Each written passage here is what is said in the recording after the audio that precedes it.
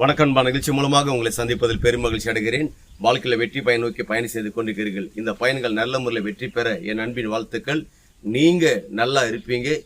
நீங்க இப்ப இருக்கிறத விட 1000 மடங்கு அதிகமாகும்படி நம்ம சேனைகளின் கர்த்தர் தாமே உங்களை ஆசீர்வதித்து உயர்த்துவாராக. நல்லா கவனிச்சு பாருங்கள்.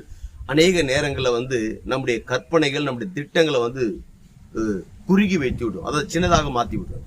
ஏன் சின்னதாகனா, இந்த சூழ்நிலை பார்த்து பிரச்சனைகளை பார்த்து, அவைகளை பார்த்து, இவைகளை பார்த்து முடியாது, வராது, நடக்காது, கிடைக்காது என்ற இதை பார்த்து என்னன்னா நம்முடைய புரோகிராம் நிகழ்ச்சி எல்லாமே, நம்முடைய தரிசனம் நோக்கம் எல்லாம் சின்னதாக மாத்திரும்.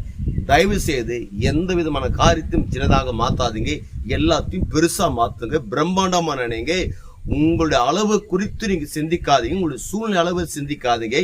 தேவன் உங்கள் மேல் வைத்திருக்கிற வாக்குத்தத்தத்தின் அளவை சிந்திங்க. வாக்குத்தத்தின் அளவு என்ன? ஆபிரகாம் பார்த்து கர்த்தர் சொல்றாரு, கிழக்கு, மேற்கு, வடக்கு, தெற்கு எவ்விதமும் நான் நடந்து திரி, அவ்வளோ லேண்டு நான் உனக்கு கொடுக்கிறேன். அப்படி என்றால் என்ன? 2 சென்ட், 3 சென்ட், 5 சென்ட், 20 சென்ட் இல்லை, ஆயிரக்கணக்கான ஏக்கர் கணக்கான லேண்டுகளை உங்களுக்கு கொடுத்து நீங்கள் என்ன செய்து கொண்டிருக்கிறீங்க?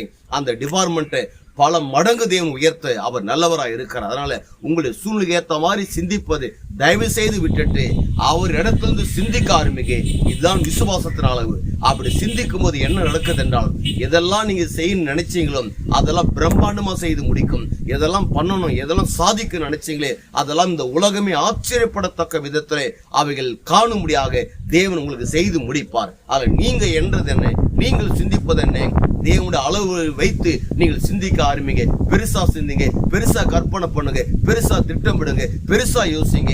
அப்ப நடப்பது என்ன? உங்களுக்குள் பெருசு நடக்கும். அந்த பெருசு என்ன? இந்த ஒட்டுமொத்த உலக நாடுகளே ஆச்சரியப்படத்தக்க விதத்துல தேவன் செய்வார். அப்படி செய்யும் போது என்ன நடக்குது?